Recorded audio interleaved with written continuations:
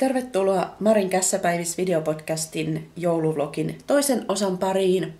Tänään kun tätä toista osaa alan kuvaamaan on keskiviikko 4. päivä joulukuuta ja jouluvlogin ekan osan julkaisin eilen eli tiistai-iltana myöhään. Ja katsotaan montako päivää nyt tätä jouluvlogin toista osaa kuvaan. Riippuu siitä, että mitä kuvattavaa on ja miten sitten ehdin editoimaan ja muuta. Mutta varmaan se 3 päivää ainakin. Tälle päivälle ei ole mitään ihmeellistä ohjelmaa. Huomiselle on suunnitelmia. Katsotaan, toteutuuko ne. Riippuu vähän säästäkin. Ja sitten perjantaina itsenäisyyspäivänä mulla on vähän töitä. Mä oon siinä aamupäivällä ihan alkuiltapäivästä töitä, mutta sitten on vapaata. Mulla on joitain ajatuksia, mitä siinä itsenäisyyspäivänä tekisin, niin katsotaan, miten sitten menee ja koska saan editoitua ja muuta, koska sitten lauantaina mulla on kumminkin töitä. Niin. No, katsotaan, miten tämä menee. Tänään on tosiaan keskiviikko, mulla on vapaapäivä ja olen todellakin viettänyt vapaapäivää. Tälle kun on välillä viikonloppuisin töissä, niin tuntuu, että sitä viikonloppua viettää sitten keskellä viikkoa, niin nyt on kyllä aika lailla semmoinen sunnuntai-olo mulla, koska nukuin pitkään ja olen tällä hyvin hissukseen tämän päivän aloittanut. Ja ollaan jo iltapäivän puolella, en ole kauheasti mitään tänään tehnyt, paitsi joulusuunnitelmia olen tehnyt. Eilen illalla vähän pohdittiin mun miesystävän kanssa joulun aikatauluja ja missä ollaan milloinkin ja mitä tehdään ja ketä nähdään. Ja ei ne nyt vielä ihan tarkkaan ole sovittuna, mutta kuitenkin on jokin suunnitelma, miten tätä joulukuuta vietetään, kun nyt ei vietetä joulun aikaa, vuodenvaihdetta ihan sillä lailla kuin yleensä, niin vähän nyt täytyy katsoa, että miten tämä tässä menee. Mutta varsinaisesti ne joulunpyhät olen Turussa tänä vuonna. En ole muutamaan vuoteen ollut Turussa. Vähän tuossa kun kattelin viime vuoden joulukuvia. Silloin oltiin Pohjois-Karjalassa ja voi kun siellä on niin kauniita lumista maisemaa, aurinko nousee ihan ja vähän tuli ikävä sinne, mutta se ei nyt tänä vuonna joulun aikaan onnistu, mutta luultavasti me ollaan siellä vuodenvaihteen paikkeilla sitten Pohjois-Karjalassa, niin pääsen kyllä katsomaan niitä kauniita maisemia silloin. Vielä ei ole mitään lippuja varattu, mutta täytyy nyt tässä sopia tämä loppuun tämä aikataulutus, niin selviää sitten. Tänään en ole tosiaan mitään varsinaisesti saanut aikaiseksi muuta kuin suunnitellut joulua ja itse asiassa mä tein itselleni joulubingon, niin mä näytän sen. Sammutan hetkeksi kameraa ja haen sen. Mä koitin seurata Loistava järjestys Facebook-ryhmän joulusiivoushaastetta. En nyt ihan täydellisesti onnistunut sitä seuraamaan. Ehkä teen niitä tässä joulukuun aikana. Se oli siis marraskuun ajan se haaste. Mutta siellä oli toiseksi viimeisenä tehtävänä tehdä kaikenlaisia listoja jouluun liittyen. Ja mä nyt rakastan listoja muutenkin. Osa niistä ehdotetuista listoista oli semmoisia, että olen tehnyt ne jo. Oli joululahjoista ja muista joulumuistamisista. Ja sitten täällä on nyt kaikenlaisia kivoja asioita, mitä haluaa joulukuussa tehdä. Ja sitten myös se lista asioista, mitä pitää tehdä, vaikkei ne olisi niin kivoja. Ja mä ajattelin, että mä teen joulubingon, missä on sekä niitä kivoja asioita, että sitten semmosia, mitkä täytyy tehdä. Tosin mulla on aika vähän semmosia täytyy tehdä, jos ne on nyt vaikka jotain siivoamista tai tämmöistä. Niitä keksin aika vähän. Mulla on ehkä 2 siivoamiseen liittyvää asiaa, mitkä täytyy tehdä. Sitten on vähän jotain semmosia kodin sisustamiseen liittyviä asioita, mitkä mä haluan tehdä. Mutta laitoin nekin sinne täytyy tehdä asioihin ja sitten laitoin kaikki, mitä käsitöitä pitää ennen jouluaattoa ehtiä tekemään, niin nekin laitoin sinne täytyy tehdä asioihin. Ja sitten tein näistä joulubingon, eli siinä on kaikki kivat asiat ja ne täytyy tehdä asiat. Kivat asiat on värikkäillä kirjoitettuna ja ne täytyy tehdä asiat on kuulakärkikynällä kirjoitettuna. Ja no, näiden lisäksi on joitakin, mitä mä en halunnut bingoon kirjoittaa, mutta täällä nyt on esimerkiksi kivoissa asioissa syötäviä, juotavia asioita, riisipuuro, juustotarjotin, klökiä. Sitten siellä on jotain jouluisia ohjelmia, kuten joulumarkkinat tai joulumyyjäiset, joulurauhan julistus. No, katsottuna telkkarista tai paikan päällä, koska tänä vuonna se olisi mahdollista. Ja kauneimmat joululaulut jossakin. En ole pitkään aikaan käynyt laulamassa kauneimpia joululauluja ja tänä vuonna tuli jotenkin semmoinen, että sen haluaisin tehdä. Sitten on kivoissa asioissa ystävien tapaamista, mun perheen tapaamista, että käyn Nokialla. Ja musiikkiesitys, jouluelokuva, joulukirkko. Mä en ole mitenkään uskonnollinen ihminen, mutta jostain syystä nyt tuli semmoinen, että mä haluaisin käydä joulukirkossa. Ja ehkäpä vielä tuolla ihan siis Turun tuomiokirkossa. Koska mun mielestä nyt on vaan paikkanakin niin upea. Ja mä en ole koskaan käynyt siellä joulukirkossa. En tosiaan ole Turussa käynyt varmaan joulukirkossa koskaan. Nokialla olen, Tampereella olen eri kirkoissa käynyt Tampereella joulun aikaan. Mutta mä ajattelin, että nyt voisin käydä. Ja sitten toi kauneimmat joululaulut niin olisi esimerkiksi tuossa mua lähimpänä olevassa kirkossa, mikä on semmoinen modernimpi, ainakin siihen tuomiokirkkoon verrattuna. Mutta mä en ole koskaan siinäkään käynyt, niin voisin käydä ne joululaulut laulamassa siellä. Ja sitten kivoissa jutussa oli myöskin hautausmaakävely pimeällä. No se on helppo toteuttaa, hautausmaa on tuossa mun vieressä. Ja itsenäisyyspäivästä joulukuun loppuun saakka hautausmaalla on valot keskiyöhön saakka, niin sinne on helppo mennä myöhään illallakin. Ja sitten näitä niin sanotusti pakollisia asioita. No täällä on ne 2 lahjoitussukat, mitkä mulla on neulottavana, 2 tilatut lapaset, sitten 2 lahjaksi menevää käsityötä, omat joulusukat, mistä puuttuu kantapäät. No sitten on ne 2 siivousjuttua. Sitten on, että pitää jotain lahjoittaa, kirjoja tai jotain muuta. Mulla on tuossa pino kirjoja, mitä pitäisi viedä kierrätykseen. Sitten niin sanotusti pakollisissa on, että leivo jotain jouluista. Ota ensi vuoden kalenteri esille. Ja tämä on siis ensi vuoden seinäkalenteri. Joulukuusi esille. Ja minkähän mä nyt jätin sanomatta. No niin tylsät siivousjutut voi jättää sanomatta. Ei siellä ole kuin kylppärin siivous ja pyykkitupa. Niin, tämmöisen nyt tein, että voi sitten seurailla.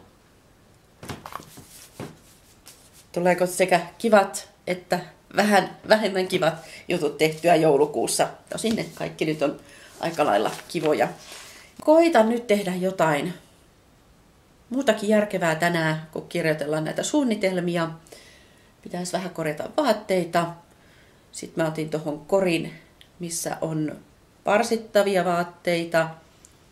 Tai semmosia, mikä vaatii jotain, joko käsinompelua tai nukan poistoa tai jotain muuta, niin ne on mulla erikseen. Ja koitan silleen ottaa siitä jonkun joka päivä, että saisin sitä korja tyhjennettyä. Sitten on erikseen niitä korjattavia vaatteita ja semmosia, mistä en ihan tiedä, että mitä niille teen. Ja itse asiassa yhdet housut, mitä just lyhensin itselleni, niin täytyy lyhentää uudemman kerran, koska lyhensin niitä liian vähän. Niin koitan tänään ehkä muutaman vaatekorjauksen tehdä ja sitten katsoa, jos mä saisin jotain vaikka parsittua, mitä tuossa on. Ja katsotaan, tuleeko tänään kuvattua jotain muuta. Vielä olisi ihan nätti ilma ulkona, mutta siellä on aika kylmä. Ja mä vähän ajattelin, että kun mun ei ole pakko käydä ulkona, niin mä en välttämättä käy. Huomenna luultavasti tulee kumminkin käveltyä ulkona, niin ehkä säästän siihen. Joo, jotain voisi tehdä, jumpata kotona tai jotakin, mutta saattaa olla, että vietän nyt aika lailla tällaista pyjamapäivää. Mulla on tämä kotiasu päällä nytkin, niin voi olla, että pysyn tässä asussa koko päivä.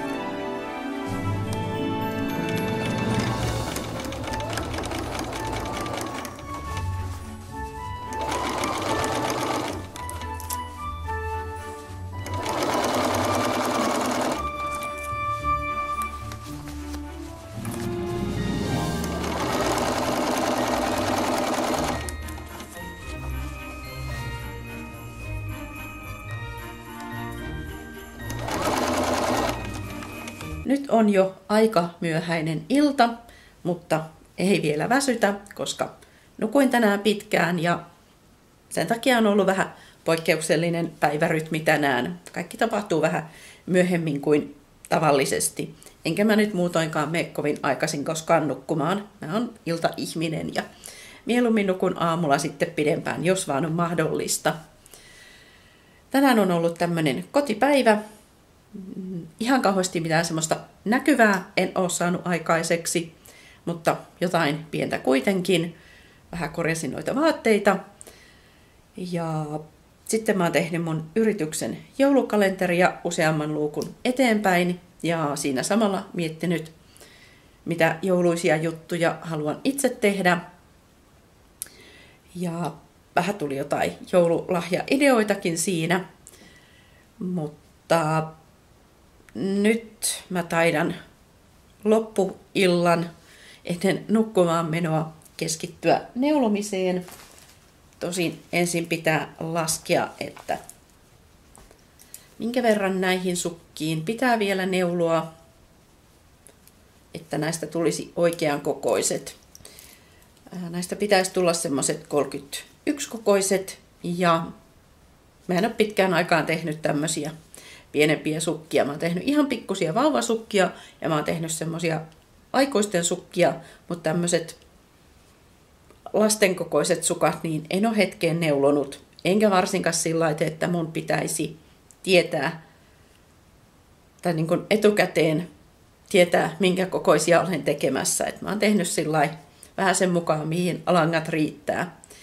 Mutta nyt täytyy laskeskella, miten mä saan näistä oikein kokoiset. Vähän miettiä, miten mä teen kavennukset näihin, siis kärkikavennukset.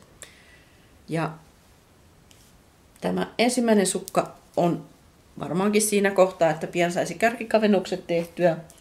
Ja toiseen on varsi neulottuna. Ja koitan nyt näitä edistää mahdollisimman paljon tänään. Sitten pääsen neulomaan niitä 2 vielä puuttuvia lahjoitussukkia. Ja ihan silläkin täytyy nämä nyt neuloa ensin valmiiksi, että saan näistä puikot. Koska vaikka mulla paljon on näitä 3 pampupuikkoja ja puisia puikkoja, niin näitä on nyt aika monessa työssä myöskin kiinni, niin en voi seuraavia sukkia aloittaa ennen kuin saan puikkoja vapaaksi.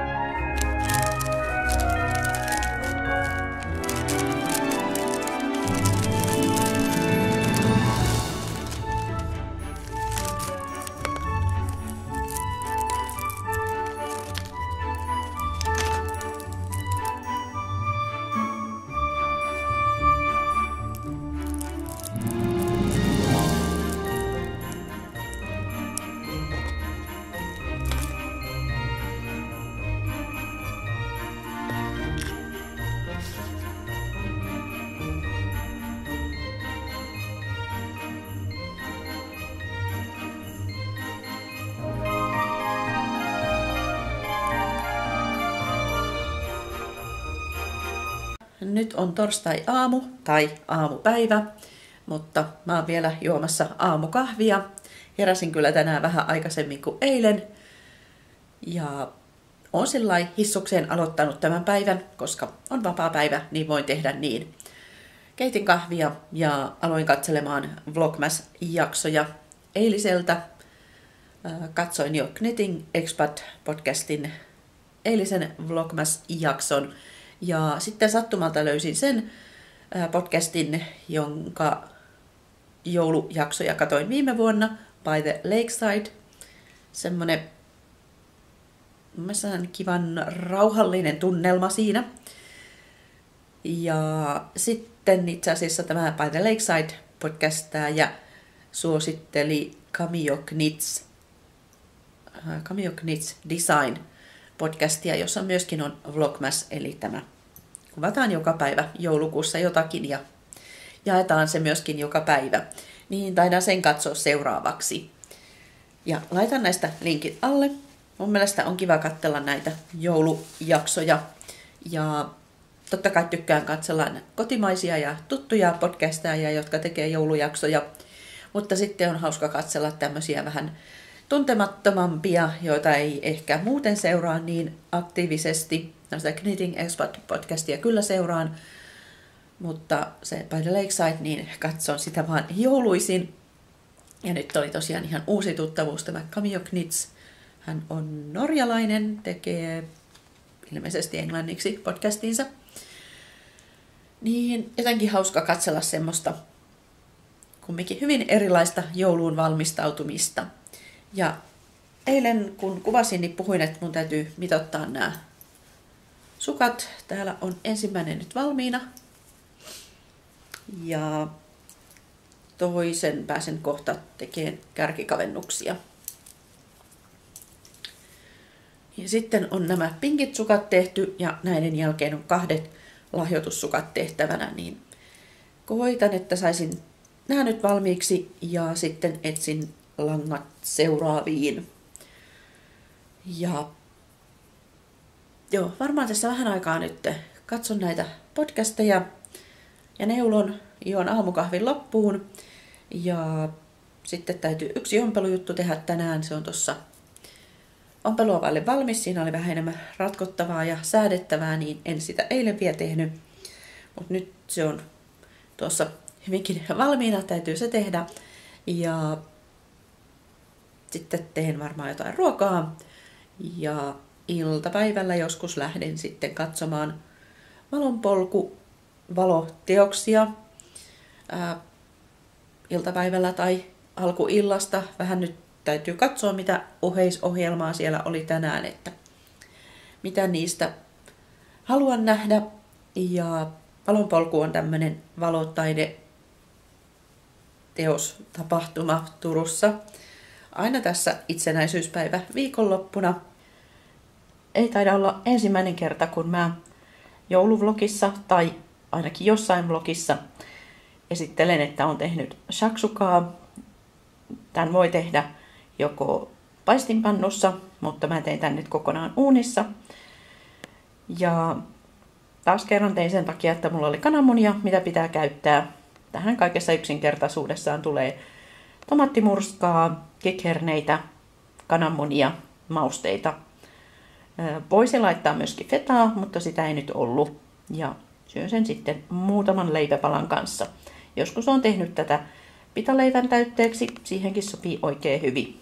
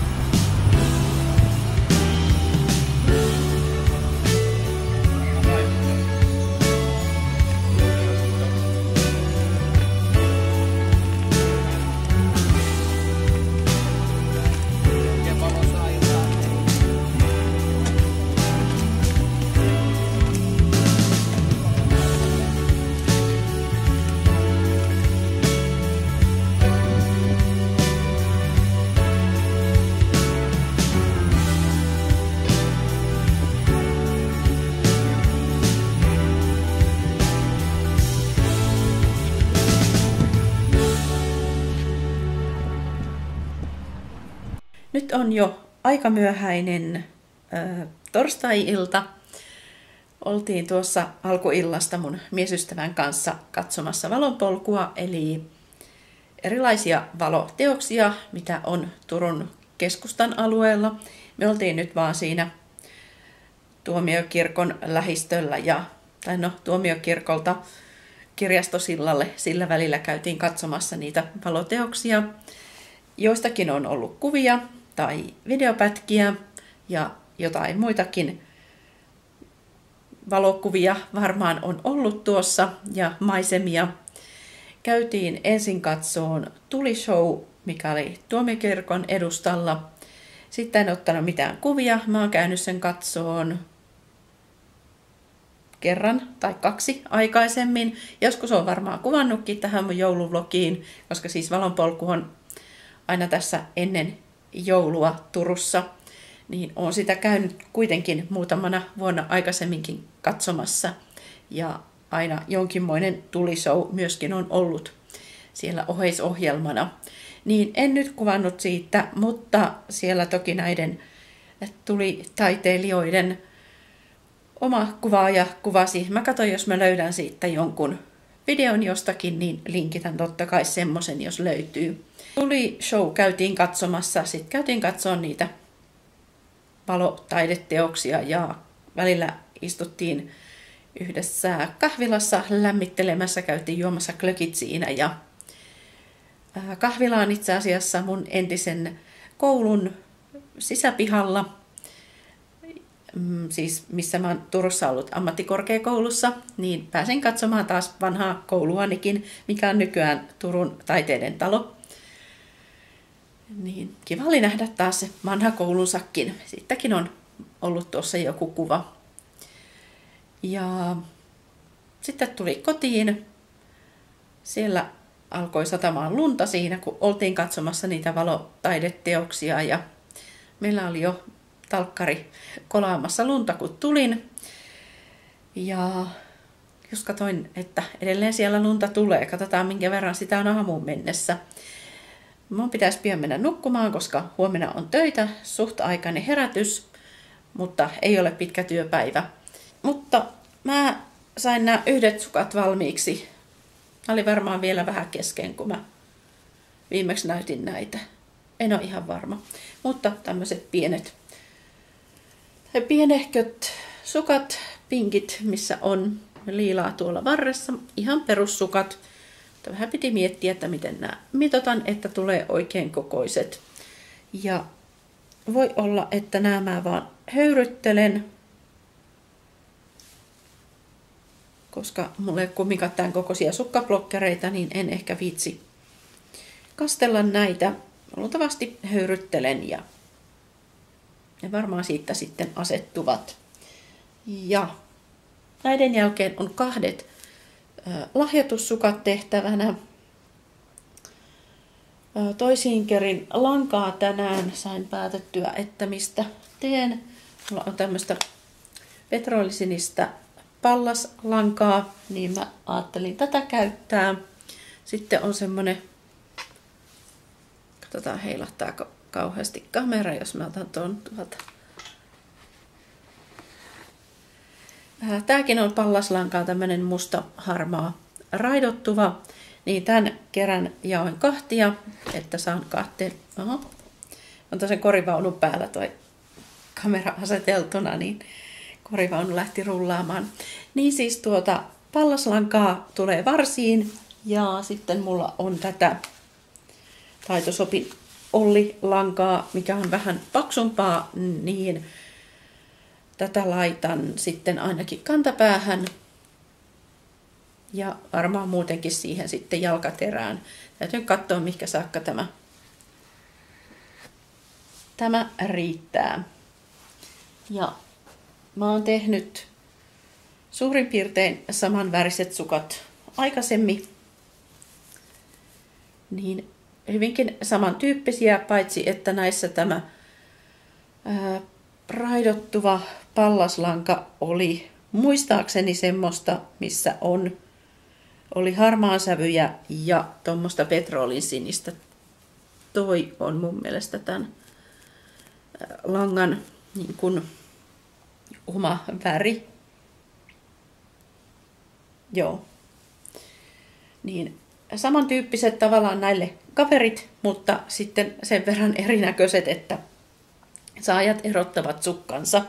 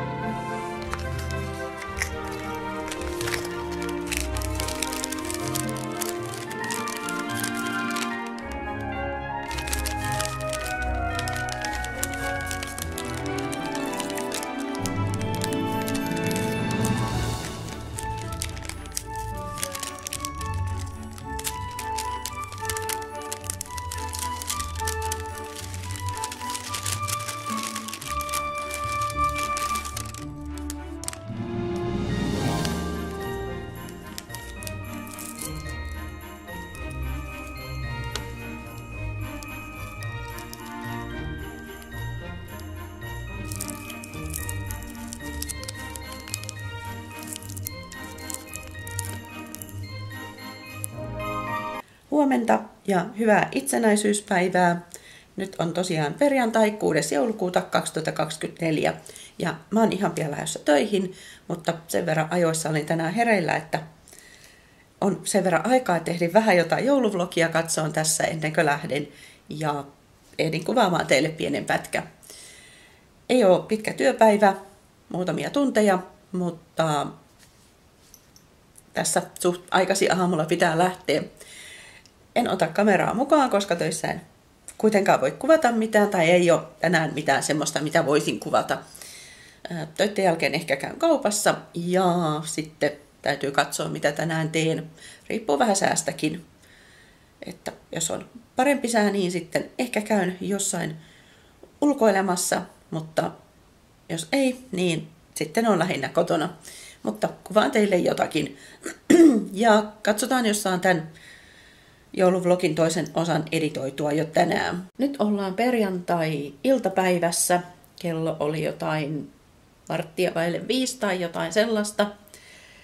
Mä olin tosiaan tänään tekemässä melko lyhyen työvuoron ja kävin sen jälkeen kaupassa ja sitten keitin kahvia ja olen tässä hetken katsellut noita jouluvlogeja ja juonut kahvia. Mulla jäi aamulla pikkasen kesken Knitting Expat podcastin tämän päivän tai tänään ilmestynyt jakso. Ja sitten kattelin sitä By the Lakeside podcastin, olikohan eilinen jakso, mikä mulla oli vähän keske. Ja sitten ei tainnut olla muita.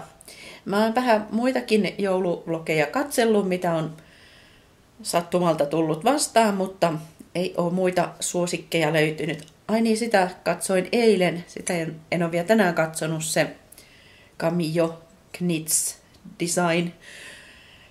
Hänen podcastinsa jouluvlogi, tai onko se Camillo, en tiedä miten kuuluu lausua, mutta kirjoitetaan Camillo.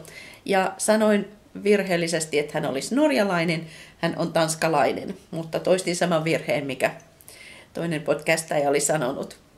Ja laitan näistä linkit alle. Ne on semmoiset, mitä mä oon nyt tykännyt katsoa. Hyvinkin erilaisia, mutta semmoista kivaa, että miten kukakin jouluun valmistautuu ja mitä tekee. Katoin jonkun, se oli sinänsä ihan hauska. Hän ei puhunut siinä mitään, oli pelkästään kuvattu, että kun hän vaihtoi joulutekstiilit ja otti joulumukit esiin ja kaikki muut joulutavarat, niin tuli itsellekin semmoinen, että mä nyt haluaisin vaihtaa kaikki jouluiseksi, mutta toisaalta tuli semmoinen, että onneksi mun ei tarvi. Että tykkään jo joulusta, mutta en tykkää siitä ajatuksesta, että olisi paljon tavaraa, mitä käytetään vain jouluna. Ja joo, toki on jotain vaihtanut jouluiseksi tai enemmän mulla on semmosia, että mitkä on talviversioita jostakin, niin sitä on tehnyt, mutta jotenkin ihana ajatella, että joku vaihtaa kaiken jouluiseksi ja ehkä tavallaan haluaisin sen tehdä itsekin, mutta sitten mä en halua, että mulla on ne tietyt vaikka tekstiilit, mitä käytetään ehkä se kuukauden ajan. Silloin ne toki pitäisi vaihtaa heti joulukuun alussa viimeistään, niin ehkä sitten. Mutta oli kiva katsoa ja todeta, että ehkä tykkäisi, mutta en kumminkaan. Ja tämmöinen ehkä tykkäisin, mutta en kumminkaan ajatus tuli myöskin jo eilen, kun osalla ihmisistä oli vähän niin kuin perjantai-ilta, koska tänään on vapaapäivä monella. Ja katselin siinä kaupungilla, kun kävelin bussipysäkille.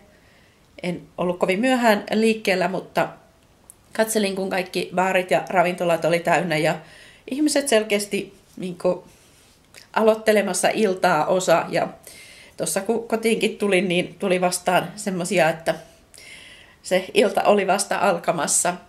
Ja vaikka mä kuinka tykkään käydä ulkona välillä ja nähdä ystäviä, niin oli mulla eilen semmoinen, että onneksi mun ei tarvi, että mä saan mennä kotiin ja olla ihan hissukseen.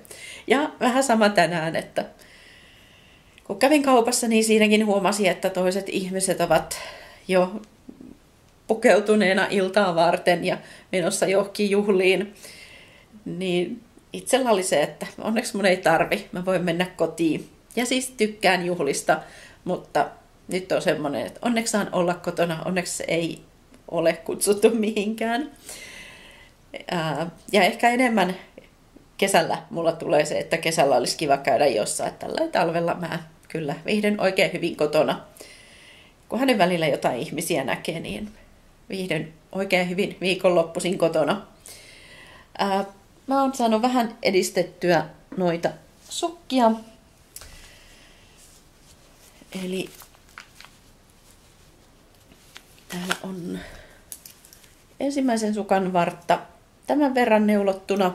Tässä on siis pallaslankaa, tämmöistä petrolinsinistä.